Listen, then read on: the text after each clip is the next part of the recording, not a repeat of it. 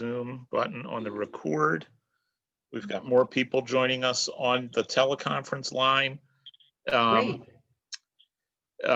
Good afternoon, everyone. My name is John Federico. I am the Director of Advancement for Senior Community Services, and I want to thank you for joining us for today's Safer Steps program with Bonnie Magliochetti. Wanted to let you know that tomorrow night at 7 o'clock, COSA and Crozier Health System are providing us with a free drive-in movie at the Crozier Health Center location on Lawrence Road in Broomall. Parking begins at 6:30. The film begins at 7. We are showing the movie Jumanji: The Next Level, featuring The Rock, Philadelphia's own Kevin Hart, Jack Black, and Karen Gillan. It should be over in time for you to get home to catch most of the debate and some of the Eagles game, if that's what you want to do. And we would love to have you with us. Having said that, I will introduce Farah to say a few words of introduction for Bonnie.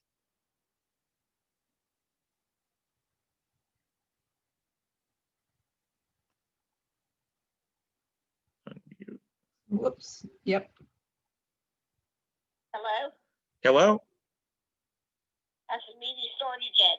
We're just about to start now. You'll hear Farah in a second, maybe.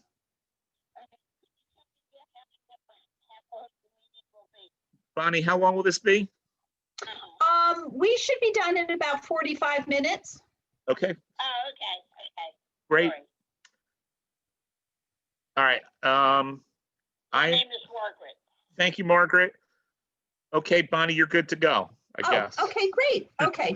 Thanks, John. Good afternoon, everybody. Margaret, are you Margaret, my friend from the oral health presentation? You're going to have to lower your voice. It's coming through very strong. Okay, Oh, very I'm strong. working on that, and I'm going Okay. to mute everybody on the teleconference right now. Okay, all right. Okay. Margaret, I was just wondering if you listened to me when I did the oral health presentation Yeah, I last. can't understand what you're saying. Okay, I'll move the Okay. phone. Okay. Is that better? Yeah, that's Now, better. can you hear us better now, Margaret? Yes. Great. Okay. Okay, good. Well, to begin with, I do want to welcome everybody that Yeah, okay. we're good, that is here today. Thank you. We are going to talk about safer steps and how we can take safer steps.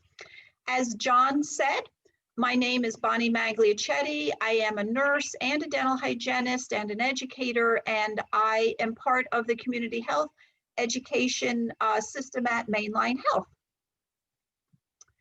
Today's discussion. So what we're going to talk about today is, well, what's a fall? That's easy. Don't worry about that. Fear of falling, risk factors for falling, and action steps to reduce your fall risk.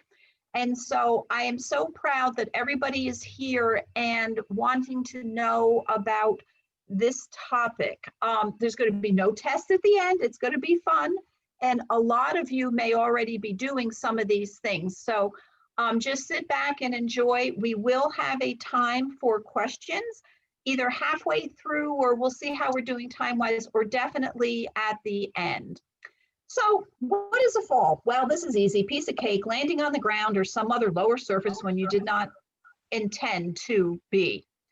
And for this purpose, we are going to include slips and trips and falls, even if you kind of like stumble, if any part of you lands on the ground or someplace where you didn't mean, we're going to call that a fall.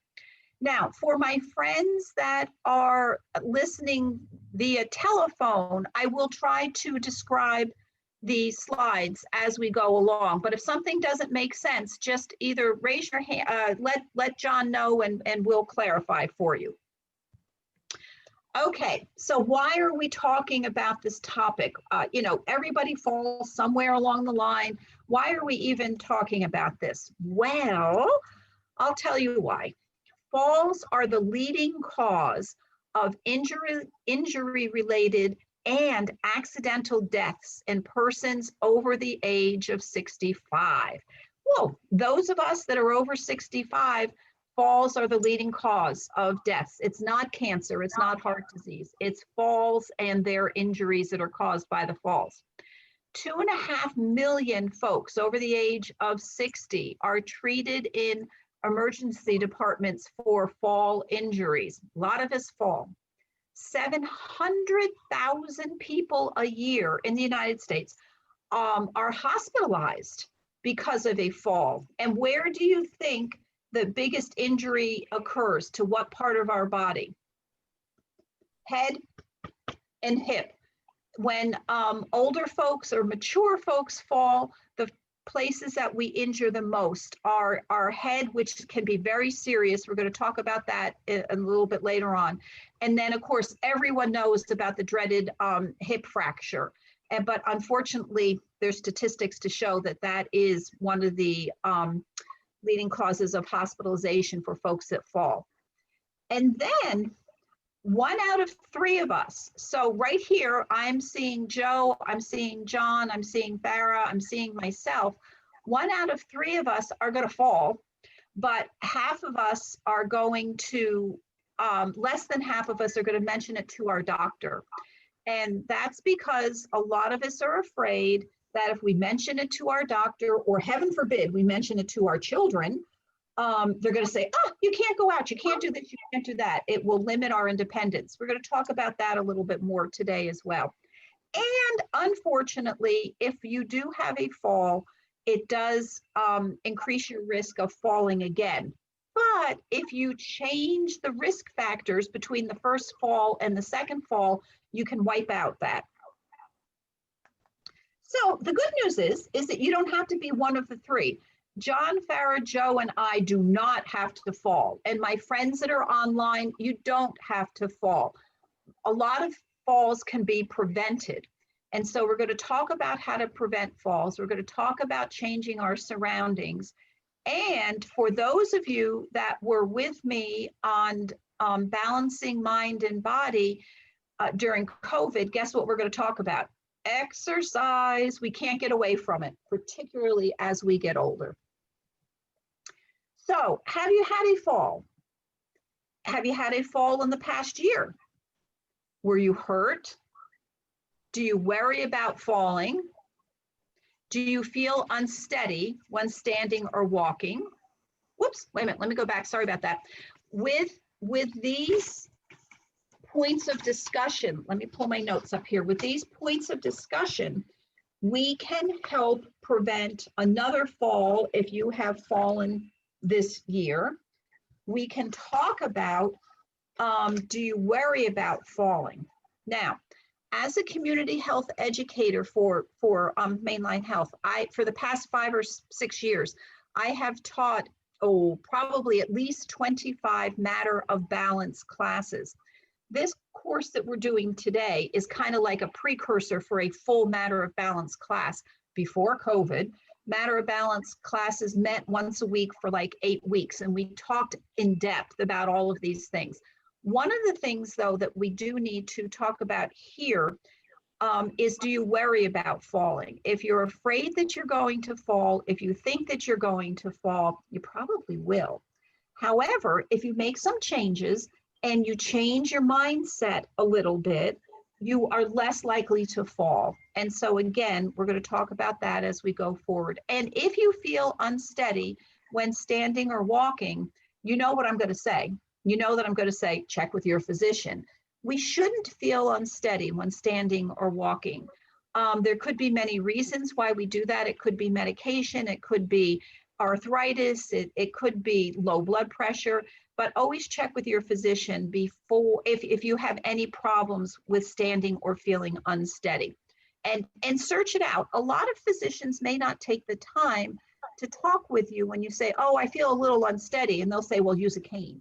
Well, see if you can just be a little, I don't want to say aggressive, but see if you can push it a little bit to say, you know, I really want to figure out why I feel unsteady. So a fall risk factor is something that can increase your chance of falling. So there's 3 major types of fall risk factors. Physical risk factors, changes in your body that increase your risk for a fall, okay? I'm going to tell you, as we get older, our muscle mass decreases a little bit. We shrink a little bit. Our center of balance is off. And all of those physical things, some of them we can try to change a little bit, but a lot of them we can't. And we're going to talk some more about that as well. We have behavioral risk factors and how we behave and how we think. We just talked about one. If you think you're going to fall, if you're afraid every time you go outside that you're going to fall, you're going to fall. But if you get in a better mindset, if you strengthen your legs, if you wear the right footwear, if you declutter your house, that's a behavioral risk factor that you can change that will hopefully make you not one of 3 people over the age of 65 that fall. And then environmental risk factors. These are hazards in our home or our community. So we're going to talk about how to make your home safe. There's not a tremendous amount that we as individuals can do to make our community safe. But if you go to a store and the parking is terrible and there's potholes, avoid it. I mean, that's something that's an environmental risk factor that hopefully you can just avoid. We can, petition and try to get potholes filled up so that we can walk better. But most of the times, if there's a community hazard, it's just better to avoid the hazard that's in the community. But there's a lot of things we can do to lessen our chance of falling and have safer steps. So risk factors. These are medical risk factors. One of them is balance. Again, like I mentioned, as we get older, our balance can be a little bit off, but more importantly, a lot of times our balance is off is because we have muscle weakness. During COVID, what else could a lot of us do for a lot of the time other than to sit? I don't know if anybody on the session here has noticed, but the more you sit, the less weak you get. You have to get up and move around. The folks that are on here with us now, remember years and years ago when the astronauts went up into space? They didn't do anything. They put their suits on, they were harnessed into the spaceship, and they went and they came back and they couldn't walk. Well, sort of the same thing happens here if we don't move. We absolutely know now that by not moving, our muscles definitely atrophy or get smaller or get weaker, and it affects our balance. So lack of activity could be a huge, big risk factor. Vision problems, we're going to talk about that in the next slide. Circulation, same thing. As we sit, our circulation gets compressed, it's not working well, and that makes us more prone to risk factors as well. Folks who are diabetic and have poor circulation, their feet, they lose some of the sensory nerves in their feet and they can't feel as well. If you can't feel as well, you don't know where your foot is, you're more likely to fall. So we need to address that as well. As we get older, we have slower reflexes, so we have to compensate for that. Medication side effects, we have a whole separate slide on that. And low blood pressure, let me just talk about that for a minute. We all hear about high blood pressure and the facts that if you have high blood pressure, you're at greater risk of a stroke. What about folks though with low blood pressure? There's still a bunch of people out there with blood pressure that's lower, that may only be 100/60 or even lower than that. And what happens to folks that have low blood pressure if they stand up quickly? They get dizzy. And so low blood pressure can be an issue as well. So if every time you stand up, or most of the times when you stand up, you're getting a little dizzy, you kind of feel a little woozy, you need to have your blood pressure checked. It may not be high, it may be low. Another thing that you need to realize as well that affects blood pressure, ultimately affecting balance, is as we get older, we may not need as much medication as we did when we were younger. So my mother, bless her, is 91, living by herself. I do take her to appointments and, do things like that, but primarily she's on her own. She was on 2 different blood pressure medicines. This goes back about 2 years ago. And she was just having some weird feelings. She just felt woozy sometimes, and she was a little unstable. So we checked, I took her to the cardiologist, and the cardiologist said, you know what? I think we need to decrease your medicine. She did, and she was fine. So if you're on blood pressure medicine, and it's good to review this with your doctor anyway, even if you don't have any symptoms, but just realize that as we get older, for some folks, you may need less medicine. So safety hazards. Safety hazards in the home and in the community. We talked about that. There's not a whole lot we can do about safety hazards in the community, but at home, wait a minute, we missed a couple of, no, wait a minute, sorry. Okay, so let's go back for a minute. So safety hazards in the home, you can, for those of you that can see my slides, there's 2 pictures on here. It's knock out clutter and watch out for cords. And so when we get to the safety in our home section, we will, those are the 2 things that we're going to talk about, plus a few others. So risk factors, reasons why we fall, reasons why we do not have safer steps. The things that we can change is physical inactivity. Sitting is horrible for us. If you are in a position where you sit most of the day, please make sure you stand up at least every hour and wiggle around. Take the tip from kids that can't sit still. They're actually healthier than we are. You have to get up, you have to move around. Our home environment, we can change that, and we're going to talk about that as well. Vision, we can change, we can fix our vision.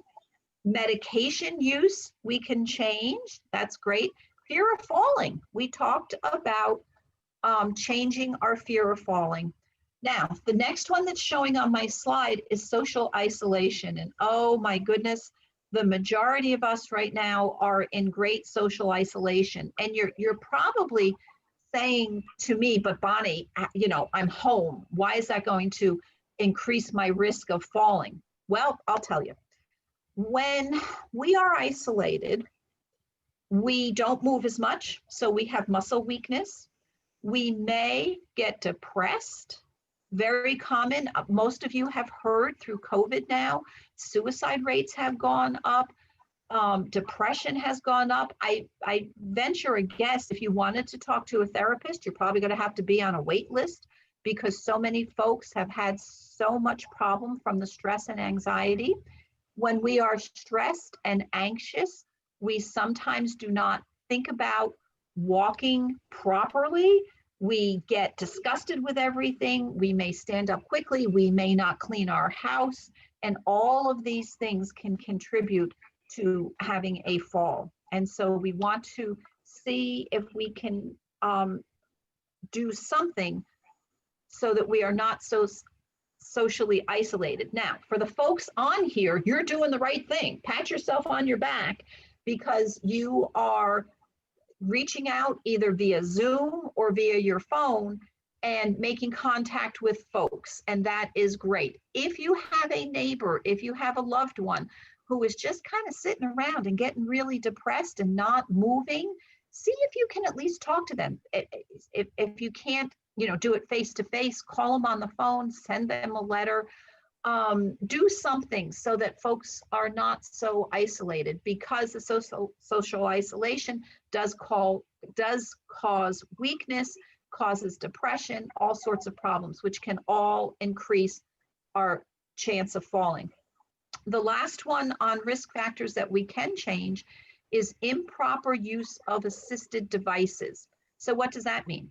It means you run to the Rite Aid and you feel weak and you go get a cane, okay? I like assistive devices. Using canes and walkers, it's important. However, did you all know that canes and walkers should be fitted to the person who is using them? So if I have a walker up in my attic that my mother used when she had problems quite some time ago. And I was having knee problems and I pulled the walker down. And you know what? It was just not right. It wasn't set right. And I talked to a physical therapist and she said it, so it was right for me. It's wonderful that we can run to the Rite Aid or CVS and go pick up a cane. But if the cane is not the right height for your arm, it can be more detrimental than not.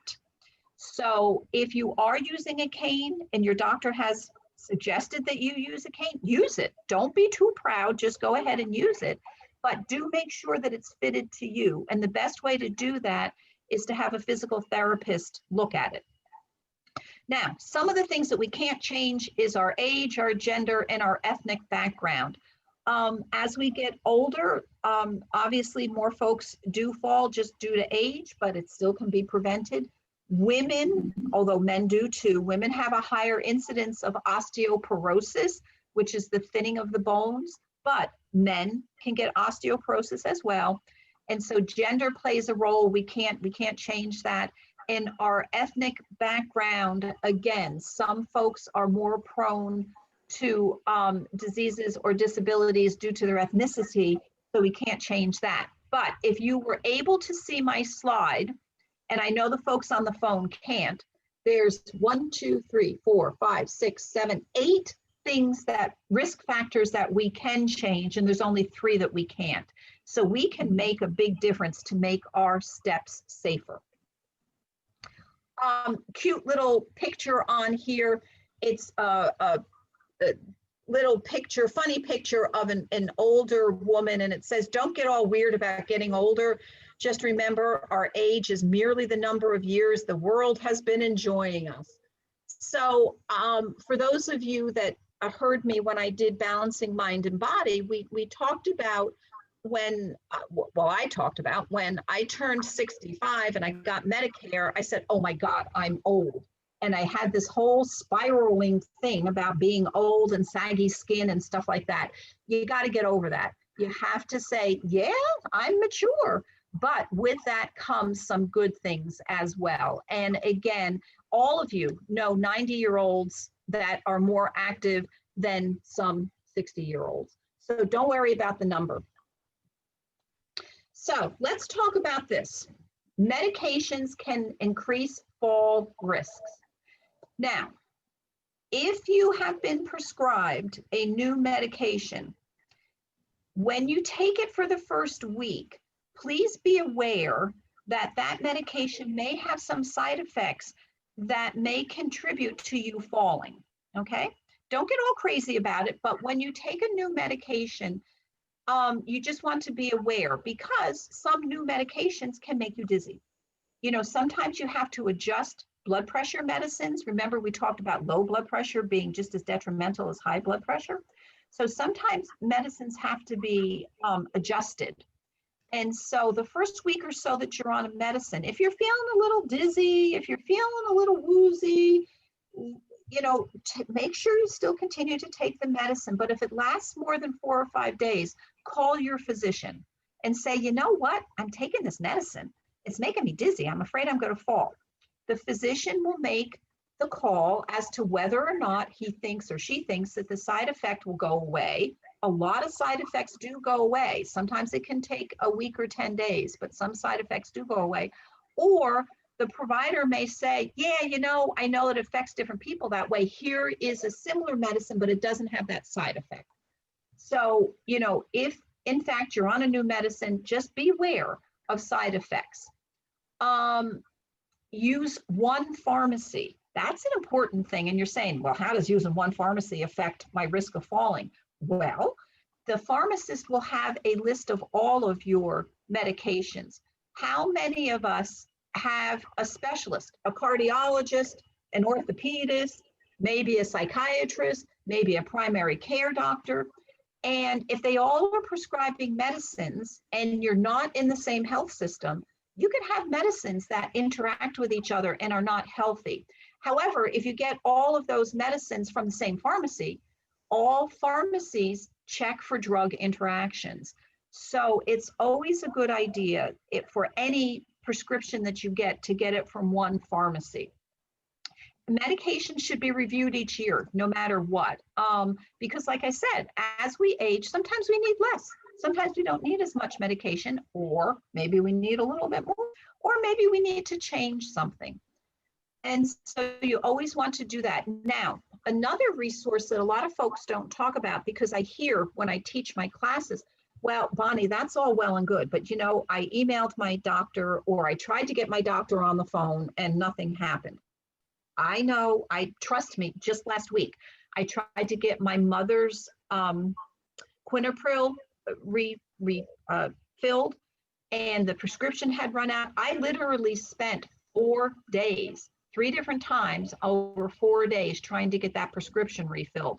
And it is very difficult, I realize that. But again, try to talk with your physician and try to see if in fact they can put a little bit of time down so that you can go over all of your medications providers, or do it with your pharmacist. And then another medication risk is make sure you can read your labels. Some labels are just so teeny and you can't read them. So there's 2 things to do for that. If you can't read it, you're likely to take a whole pill when you're supposed to take a half a pill, or you're likely to take 2 pills when you're only supposed to take 1 pill. So make sure you read the labels. You can either get a magnifying glass and read it. They make the big magnifying glasses, or even the little ones, and you can hold it there. Or check with your pharmacist. Some prescription labels can be printed bigger. Sometimes they have room to make the font a little bit bigger. So please make sure that you can read your labels. Or more importantly, rather than the dosage, what happens if you pick up one bottle and you look at it and you think it's your blood pressure medicine because you're in a rush and you can't really read it, but that's what it is, and it turns out not to be. It turns out to be something else. So please make sure you can read your labels. If you can't use a magnifying glass, if the pharmacist can't print it, get some sticky labels and label them yourself. That is just so important, because sometimes when we're in a rush, we grab something, think it's the right thing, but if it's the wrong drug and we get a double dose of something, that's not good. So these are medication tips that can help us stay safer. Here's another one I have for you: vision and fall risks. Having annual eye exams after age 50 is really important. And I know you're going to say, but you know what? Medicare doesn't cover your regular refraction or a regular eye exam. That's a true statement. And eyeglasses are so darn expensive. However, Medicare will cover a yearly eye exam by an MD ophthalmologist. Okay, I've done it twice now. I've been on Medicare for 2 years, and each year I've had my eye exam, as has my husband. We have straight Medicare. It's not an Advantage plan. And if you go to the ophthalmologist, they check for cataracts, they check for macular degeneration. I will tell you, though, that they just do a vision screening. They don't do that whole refraction exam, where they go, is this better, or is A better, or is B better, that kind of thing. They won't do that. You may have to pay extra for that, but in my eye doctor, they charge $50 for that. But I haven't had a change in my prescription, so I didn't do it this year. But I still went to have the back of my eye and have my retina checked, to check for glaucoma and to check for cataracts. And Medicare does cover that. So that's important to know. You can't go to an optometrist for that. You have to go to an MD ophthalmologist. Wearing multifocal lenses may blur or distort your vision when looking down. I have trifocals. I can't wear progressive lenses for whatever reason. I don't know, my brain doesn't work right, but I can't wear progressive, the no line trifocals. I can't wear those because it makes me dizzy. I almost fell down the stairs when I was trying to get used to them.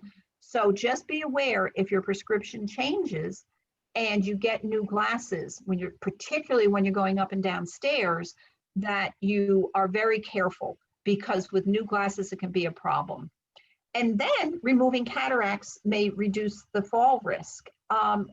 Unfortunately, as we get older, just about everybody develops cataracts. Cataracts are when our lenses get a little bit cloudy. Years ago, it used to be, years and years ago, when I worked as a nurse, it used to be a big operation. Now it's not. They just zap it with a little laser. Some of you may remember years ago when people had cataract surgeries, you had to be, I worked in the hospital at that time. They put people in bed with sandbags around their head because you couldn't move anything back and forth or anything. And it was a terrible process, but now it's not. Cataract removal surgery is in and out. I've taken my mother for it, and she just feels so much better when she can see better as well. So again, don't be afraid if you're having cataracts and your eye doctor says, you know what, it's time to get it done. It will help. You'll see clearer. When you can see clearer, you're less likely to fall. Okay, so making your home a safe zone. The big thing, like I said in the beginning of this presentation, was clear the clutter. Now, during COVID, there's two sets of people. There's a set of people that have been done all of their projects, cleaned their linen closets out, cleaned their closets out, did everything, and everything is wonderful. And then there's the other set of people that said, oh my God, I can't go anyplace. I don't care. I throw my shoes there. I put my shoes there. And so hopefully everyone will get in the middle and you'll clear the clutter. For those of you that, are not happy about COVID and just disgusted with everything and you're not putting things back and this, that, and the other thing, now is the time to do it. Clear the walkways and stairs of anything you could trip over, and get phone cords, electric wires, and pet bowls out from underfoot. I know some of you can't see this picture, but there's a picture of a woman going downstairs. Her foot's on a magazine, and she's going to kick a ball and end up falling. Please don't put things on stairs. That's not a good thing to do. I do it because I say I'm going to bring it upstairs, and then I forget, and it's not. But just try to break that habit. Phone cords aren't a big deal anymore. We all have our cell phones, so we don't have to worry about that. Pets and pet bowls. Let's talk about that just for a brief minute. We had a dog for many years, and then we fostered a dog for a couple of years. It seems like that dog, both of them, were underneath my feet all of the time. Again, we're talking 10, 15 years ago. It wasn't that much of a problem. My balance was better. I was stronger. The dog got under my feet, and it was like, I didn't fall. As we mature, though, if you have pets in your house, I know it's really difficult, maybe impossible, to train a dog not to get under your feet. And for the cat folks out there, you can't train a cat not to get under your feet. You may be used to it, and it might be okay. But if someone comes to visit you in your home, please maybe try to put the cat or the dog away. If the visitor is not used to the pet being under their feet, they're more likely to fall. The flip side of this is true as well. In the emergency room, we hear a lot of folks that tripped over the dog or the dog bowl or the cat. If you go visit your daughter, your son, a relative, and they have dogs and you're not used to it, really be careful. Maybe they can keep the dog in a room, or maybe they can crate the dog when you're out and about, but a lot of falls are caused by our pets. And again, most of you that have pets are probably pretty used to it, so it's not too bad. But if not, if you go someplace else and there is a pet, please beware. And keep the toys, the pet bowls, and the dog balls away. I'm having an especially difficult time. I have 3 grandbabies who I love, and I babysit for them 2 times a week. Oh, those of you that have grandbabies or remember those toddler years, they can destroy a room in short time and leave the little Legos, leave the baby dolls all over the place. And I'm trying to teach them that they need to pick up because Mimi doesn't want to fall. And so we're working on that, but that can be another issue as well. Something else that can make your home safe that's very easy to do is light it up. How many of you online and in my telephone audience have noticed that we need a little bit more light? Me. Again, I have very slight cataracts. There's nothing wrong with my eyes, but just due to how our muscles react, I need more light to see. In order to put my mascara on, I had to get a lighted makeup mirror. I couldn't see without it anymore. I had to get it magnifying as well. So don't be surprised that normal aging will increase the need for us to light things up. It's also more difficult for us to go from bright light to dark and dark to bright light because our eye muscles just don't work as quick as they used to. So when you're in bed, keep a light next to your bed. If you can't do a light that you can turn on, keep a flashlight there. I mean, make sure that you have light wherever you go. If you're going into the basement and you have a dark basement, get one of those stick-up lights. You know, you can stick it up on the wall and you can push it and it'll come on instantly, or carry a flashlight. My next little part here says put light switches in easy to reach places and use night lights. Again, getting up at night, huge risk for a fall. You wake up, oh my God, you have to go to the bathroom really quickly. It's dark out, and maybe you left your shoes in the way. You trip over the shoes and you fall, okay? So we now keep a little night light in the bathroom. It's dull, it's not very bright, but it helps me orient myself when you have to get up in the middle of the night. And I have learned, I didn't fall, but I tripped, to make sure that there's nothing in between my bed to the bathroom. And my husband does the same thing. So these are just easy things to do that you may or may not think about. The last little suggestion on the slide is to have a flashlight handy. Again, not that we're traveling any place right now, but we will. We will absolutely get to do vacation. We will absolutely get to do some travel. And when you do, bring a flashlight with you. When you are in a hotel or even your kid's house, even a relative's house, it's different surroundings. And if you wake up, particularly in the middle of the night and you have to get up, you get disoriented. And so if you have that flashlight right there, you can light your way. So that is just really important. Carry a flashlight with you when you travel. Okay, another thing, again, if you can put handrails on both sides of the stairs, that is ideal. Some folks just don't like that, but handrails on both sides of the stairs is really good. Particularly those of us that have knee issues. Sometimes when the knee is really acting up, it's really helpful to hold on to both sides. If you have uncarpeted steps, if you put a tread on the step, just a little, one of those little strips that gives you something to grab onto, that can be very helpful. And of course, you know what I'm going to say with this, install grab bars on the sides of showers, tubs, and toilets.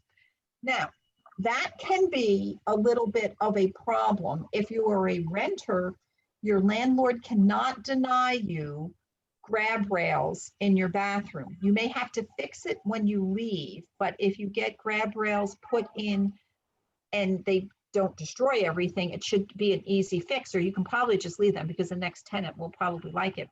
If you own your own place and you want to put grab rails in or grab bars in, if you're really handy and know what you're doing, go for it. But if not, get somebody to do it, because they absolutely, of course, need to go in the studs. So if you grab onto them, they don't pull the shower tile off. Now, a little comment on portable grab bars or grab rails. There is a product out there that is a suction cup grab bar.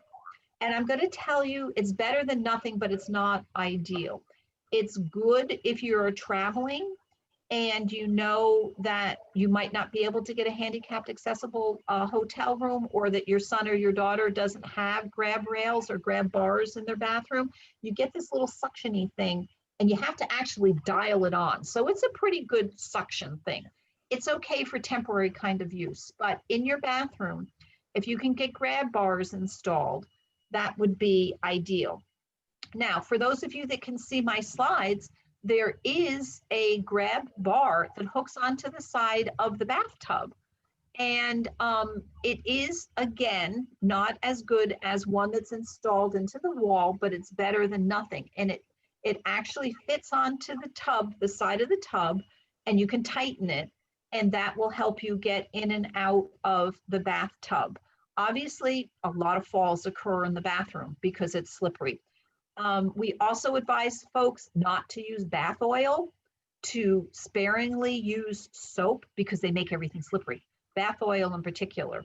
So if you like to luxuriate in the bath and you pour in a ton of bath oil, either be really careful or change the oil to bubbles because bubbles are less slippery. But again, think about these things in the bathroom. These aids that I've talked about, you can get in the big drugstores, and you can also, of course, where else? Amazon.com. Look through Amazon.com and look for tub rails, things like that. If you are having problems getting up and down off of the toilet, some of the older toilets are kind of low.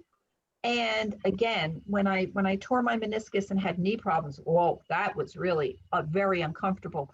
I was able to get in my local Rite Aid the seat raiser. It raised the toilet seat up about 8 inches, and it was great. It was only about $20, so it wasn't too expensive. There is also a place, and I'm sorry, this just occurred to me. I should have put this on my slide and I didn't. But there is a place in Springfield behind the Blue Church that has all sorts of aids that they collect and give out to folks. And so if you want that information, send John an email and he'll contact me and I'll send you the place to get it. So don't be afraid to use these aids. I mean, it's very important. If it prevents you from having a broken hip, it's well worth it. On my slides now, it also shows common sense things. You know, wipe up spills on floors immediately. If you're cooking in the kitchen and you spill a cup of water, just go ahead, stop, wipe it up. If you get it later, you might forget and you're going to slip on it. My next one here is so funny. It says, don't wax your floors. I don't know if there's anybody in the audience that remembers waxing floors. I do. Again, when we were very first married, we had wood floors, and because my mother taught me that you had to wax wood floors, do you remember doing a hands and knees twice a year and getting on the floor and rubbing in the wax and then buffing it and making it all nice and shiny and slippery? Don't do it. I haven't done it in 20 years and I'm not going to. So make sure your floors are not slippery. If they are, you might need to cover them with carpets. If they get wet and you go sliding around, you might want to think about covering them. And then the last thing here is wear shoes with non-skid soles and regular sneakers, running shoes, fit that bill. The biggest thing that causes falls to people at home, besides water and slipping in the bathroom, are the flip-flops and slippers. Okay, we all have that pair of slippers that's just, you know, so cozy on our feet and we love it, and you just scoot into it. Well, let me tell you, if you can just scoot into a pair of slippers, you can scoot right out and you can end up on your bottom. And so if you're going to wear slippers, make sure they fit on your feet and they don't slip off. And flip-flops are horror stories. Flip-flops should only be used if you're in somebody else's bathroom and you don't want your feet on the floor. Flip-flops are not good for feet. They're not good for posture. They harbor bacteria, and they make people trip. So no flip-flops. Toss the throw rugs, or if you like the throw rugs and you have a slippery floor, just make sure that they're settled onto the floor. They make double-sided sticky tape for rugs, and if you want to, I wouldn't suggest this, but if you need to, you can tack it into the floor, or make sure that the slip-resistant backing has not worn away. I have a rug in my living room. It's actually a little bit smaller than a room-size rug, and I was cleaning the other day and picked it up, and all the underside of it all disintegrated. And it was a good, expensive rug too, but it's been down forever. And so check your rugs. It was no longer slip resistant. So it's time for me to change that. So you want to do that. Another tip in your house to keep your house safe to prevent a fall is keep items that you use often within reach. If you use your big spaghetti bowl every week, don't put it way up here. put it where you can reach it, and then you don't have to worry about it. You don't have to get on the step stool, and that will help a lot. Anytime you can avoid climbing on a stool or a chair or ladders, avoid it.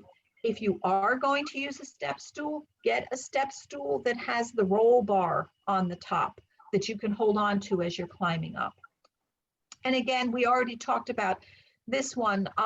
If you need to, please do not be embarrassed. Do not be prideful. Use your safety or assistive devices when you need them. Handrails, raised toilet seats. Oh, something I didn't mention earlier is in our shower, it's really helpful to have a shower chair. Why? Okay, I'll tell you. Because when you get into the shower, you're one temperature. When you turn that shower on or walk into the hot water, your temperature changes. That can cause your blood pressure to change. You may get a little dizzy for a moment. Has anybody done that? Like you got into the shower, maybe like when you were really, really cold and you ran a nice warm shower, and then like suddenly, whoa, I feel like a little fainty. So if you have a chair there, you'll have some place to sit. Sometimes if you've had a really crazy busy day and you didn't eat lunch and you run into the shower and your blood sugar is low, you might feel a little fainty as well. And, or if you're just a little bit unbalanced and you hit the wet floor the right way, you may fall. So do try to put a shower chair or have a seat. If you already have a seat in your shower, you know, obviously that's fine. Handheld shower nozzles are great. And for those that you can see the slides, the little grabber thingies, I have mixed feelings about the little grabber thingies. They're real good for grabbing things off of the floor so you don't have to bend over. This picture here that's on my slide set shows somebody using their grabber to get, it appears to be like a white cup off of a top shelf. I'm going to tell you, don't grab anything breakable off of a top shelf because if you let go of the grabber or it slips, it could fall and hit you in the head or break. So grabbers are okay, mostly for bottom things. If you have too many things that you can't get to up here, get somebody to help you move them down. It's real important. Occupational therapists are wonderful for helping us stay safe. And Medicare should cover an occupational therapy referral so that you can get fitted for your cane, get fitted for your walker, learn how to use a grabber. Okay. So prevention is the key. We all know that. If you can prevent a hip fracture, you're going to save yourself a lot of pain, money, effort, time. So keep your body in good shape. Get a checkup every year. Talk over your medications with your doctor. Any medication problems you're having, any side effects, there may be an alternate medication that you can take. So don't live with it. See if you can make it better. What did we say already? We're going to talk about in just a minute. Exercise regularly, especially walking. Do strength training exercises for muscles. Don't smoke. I'm not even going to go there. You all know that smoking is horrible. And limit your alcohol intake. I do want to mention one little thing about alcohol. There are studies that show that a drink or two per day is not a bad thing, and that's fine. I will tell you, though, that as we age, our body metabolizes alcohol differently. So it could be that when you were in your 60s and you were able to have 2 glasses of wine and barely felt it, now if you're in your 70s, you may notice that after 1 glass of wine, woo, you feel it a little bit more. You feel the effects of the alcohol. So again, beware. Just make sure there's nothing wrong if your doctor says it's okay and you don't have any problems to have a glass of wine, but just be aware that it can be sneaky, that glass of wine may affect you a little bit more than it did even 2 weeks before. So just be aware of that. Okay, so now exercise can help prevent falls.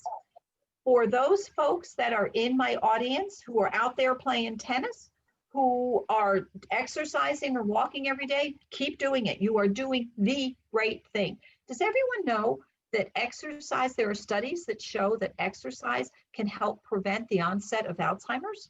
That exercise produces endorphins. What are endorphins?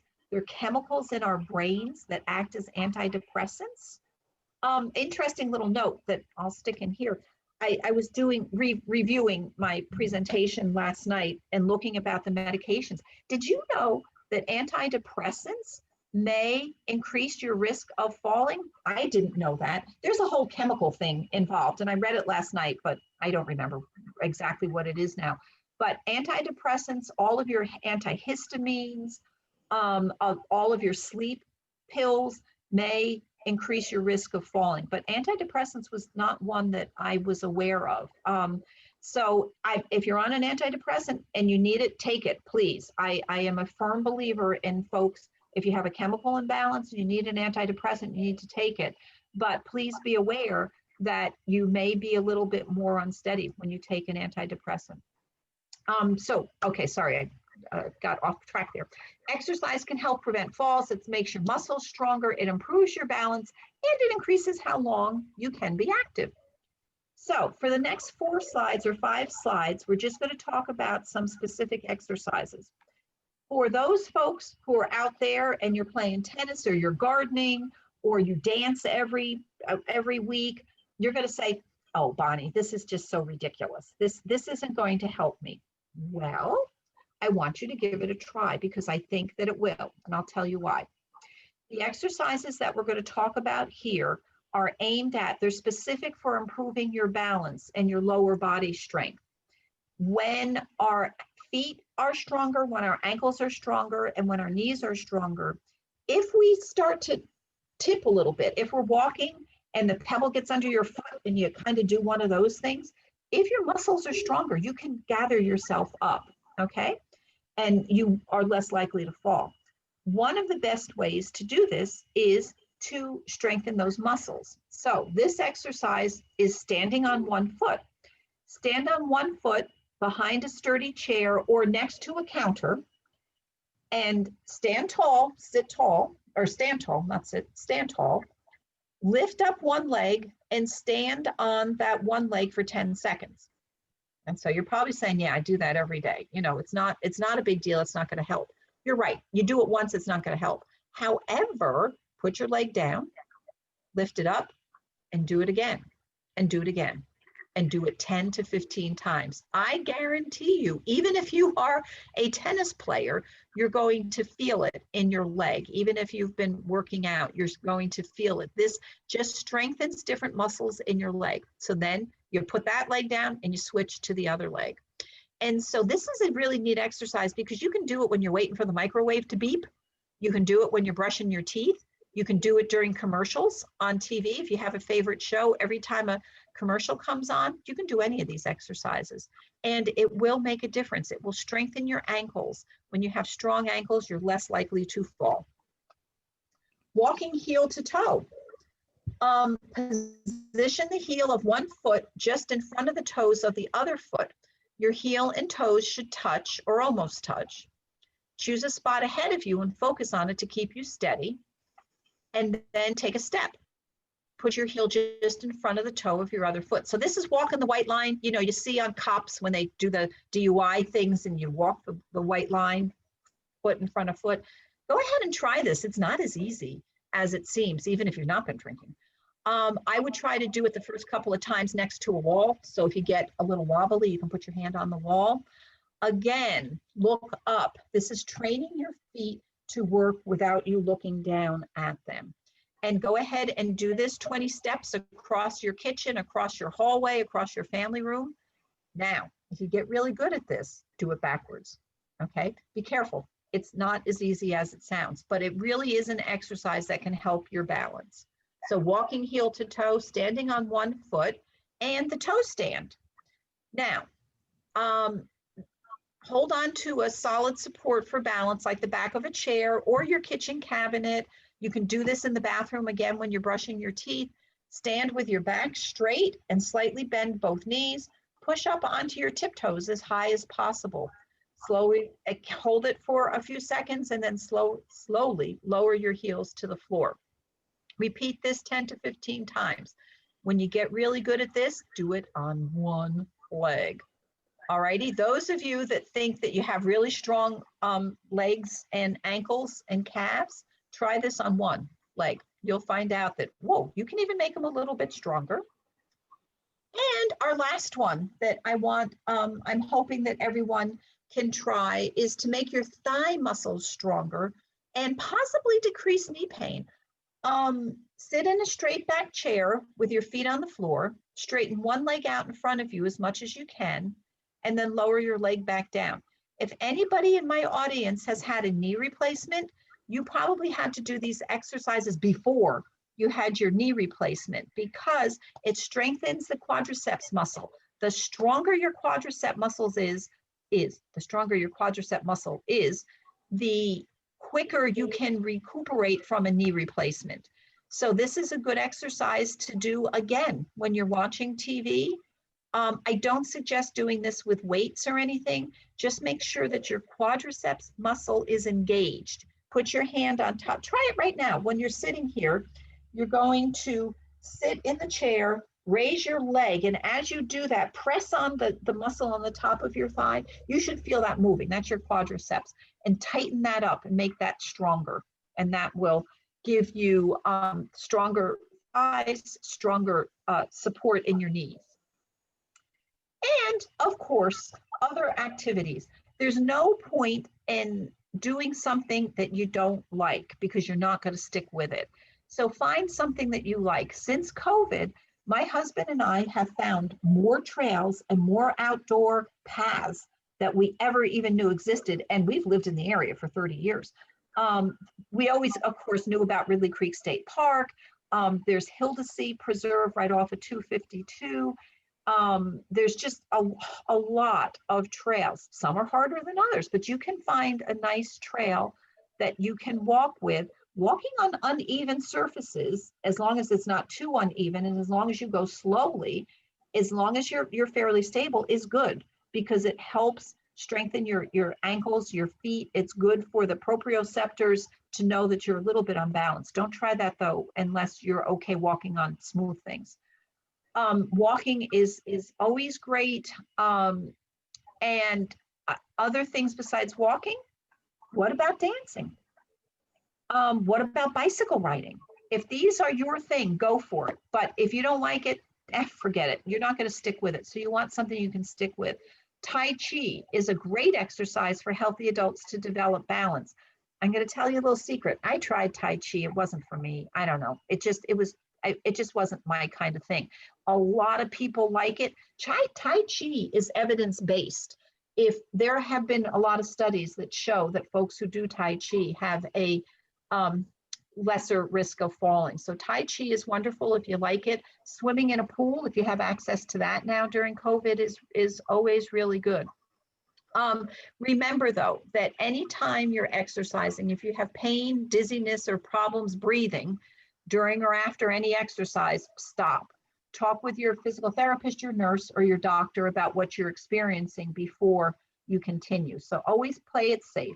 You might feel a little stretch. You might even feel just a tad bit of an ache after you exercise, but anything more than that means that something's not right.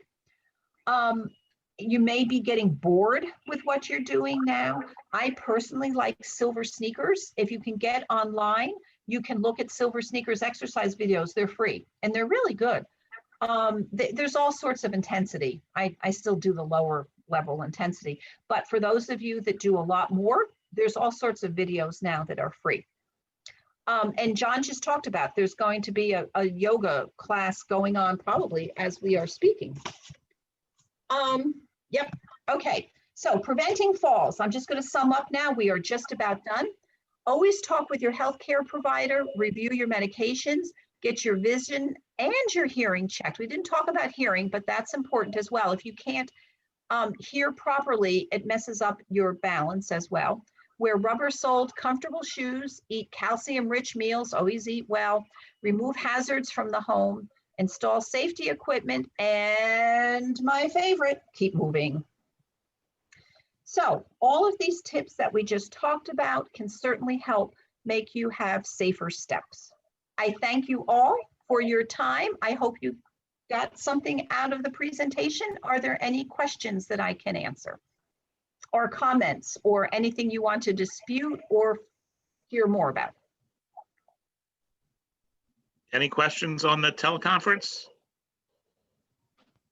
I have a question. You had lost some of us during the teleconference. I just wanted to mention that. I noticed that. I don't know what happened, but I did see that on my phone. Okay. Luckily, I think I persevered. I don't know about the others.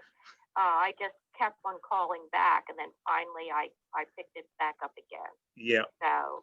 Well, thank you for doing that. This, John, you can go on to, oh, well, no, they're teleconference folks, so they won't be able to go on to Facebook. But I mean, maybe we can talk about doing this after the first of the year again, or doing it another time so you can hear. Yeah, we'll definitely reschedule. Yeah, I got a lot out of it. It was just one of the ladies was really interested in, she wanted to know how to safely get a pet. And that's where, we kind of got lost. That's where we were cut off at. Okay. When you were talking about bowls and everything. Do you know her name? Otherwise, the conference was great. Yeah. I don't remember. I think she'll try to contact you. Okay. John? Yeah. Yeah, John, I'll be happy to talk to her if you want to connect us if she calls back. That's not a problem. Okay, great. John? Yeah. Yes, Farah. Yeah, I got another call. I think that she said the same thing. So Yeah, I've been holding my phone over the speaker. I don't know what happened. What would have knocked people off? I'm not sure what that could have been. Okay, if you want to repeat the program, I can give you the names. I don't know what you want to do, but. Okay, we'll talk offline and figure out what to do. Yeah, just hold on to the names. Sure. Okay. Now, Robert, Okay. you have a question? Yes, I was wondering, after a fall, I just had a fall today, in fact, if you have significant pain in your back from a fall, how long should you wait to go to an orthopedist for an x-ray? Should you wait a few days, or is there some sign to look for? Okay, that's a really good question. And it's a difficult question, but let me say one thing to begin with. Are you, and you don't have to answer this out loud. Oh, let me say that because I don't want to do personal information. Let me put it this way. If you are on a blood thinner, if you are on Coumadin, Xarelto, Eliquis, any of the blood thinners, and you have a fall, you need to contact your doctor, period. Okay, if you're on a blood thinner, you're more likely to have internal bleeding, or particularly if it's a head injury, and just give them a call and say, look, I fell, and this is for everybody else that's on there. If you're on a blood thinner and you have a fall, give the doctor a call and they'll tell you, well, do you have a big bruise? Do you have a little bruise? Do you have a bump on your head? Did you bump your head? Do you have significant pain? Okay, so that's number one. If you're on a blood thinner, you got to call and talk to your physician. That's it. Or even just go, I'm not going to say you have to go to an emergency room, but maybe an urgent care kind of thing if you're on a blood thinner. Okay. Okay. So that's number one. If you're on a blood thinner, call your doctor anytime you can fall. Okay. So if you're not on a blood thinner, it kind of depends. Give medical advice over the waves here. If you have any numbness, if you have any tingling, you need to call the doctor. If you cannot move a body part, you need to call. It's either the physician or an urgent care, and you need to get an x-ray. If you've had previous back surgery, if you've had, if you have osteoporosis and you have a fall and you have significant pain, you need to you need to call. Actually, I'm going to amend what I just said. If you have numbness or tingling and you've had a fall and you can't move a body part, then you either want to go to the emergency department or you want to go to urgent care. But if you're around and you're moving and moving doesn't exacerbate the pain, then you might want to try whatever you take when you have a headache, Tylenol or whatever, and give it a day or so. If it's just moderate, if it's severe pain, please call your doctor, go to the, I don't like sending people to the emergency room now because it's just not a good time to do that.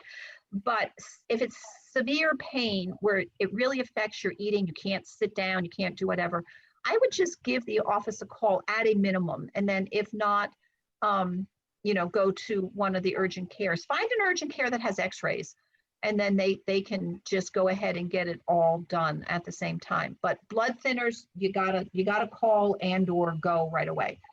I don't know if that helped or not.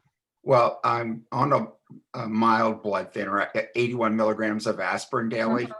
Yeah. That's not at the level you're talking about? I guess. Yeah, right. Okay. No, on a prescription Okay. blood thinner. Yeah, but good. That was a good point to bring up, that yes, you still might bleed a little bit easier because of the 81 milligrams of aspirin, but no, it is the Coumadin, Eliquis, the biggies. So, yep. So, I think that most of us are really good judges of ourselves. And I think sometimes we do need to trust ourselves. And so if you do have a fall and it just kind of jarred you and it was okay, fine. But numbness, tingling, can't move a body part, it hurts a whole lot more than you think that it should, then absolutely don't wait. If it's just kind of medium and you can move around and you're not noticing any lumps or bumps and you can move your feet, toes, hands, ankles, neck, and everything, you might want to give it a day or two to see how it goes. You mentioned previous back surgery. Mhm. Why would that be important? Because sometimes if you had back surgery, sometimes they do little implants, sometimes they fuse vertebrae together, and sometimes when that happens and you have a fall, those things may get knocked out of whack more than they would in a person who has not had back surgery. I see. Thank you. Sure. Good luck. You'll do the right thing, I'm sure. And if in doubt, give the office a call. There's usually a triage nurse in most offices. And one of the good things about COVID is that we oftentimes now can do a telehealth medicine appointment. And you're online right now. If you call your office and let the professional, let the provider ask the right questions, like, they'll say, can you move both toes and stuff like that. And you might not even have to go into the office, but always calling and checking with them that's never wrong. Okay. Thank Good. you. Thanks for attending today. Thank you, Bonnie. It was great. You're welcome. Thank you. I enjoyed it. And like I said, for the folks that lost connection, if we want to do it again, or if we can contact them, I can send them the slides, whatever works. Just, we'll be in touch. Yeah, Bonnie, maybe we can do this instead of on Zoom. We could do it on the Uber conference platform. Okay. And that is where most people prefer to just call in. But Okay. you and I can be on video, and it's a little bit easier for the phone people. So Sure. Okay. We can I'll talk to you schedule. about that before the end of the week. Okay. Thank you. That sounds good. Good. All righty. All right. Any other questions? Thanks. Well, thank you everyone for attending. I enjoyed it. Thank you. Thank you. Have a great day. Thanks. All right. Bye-bye.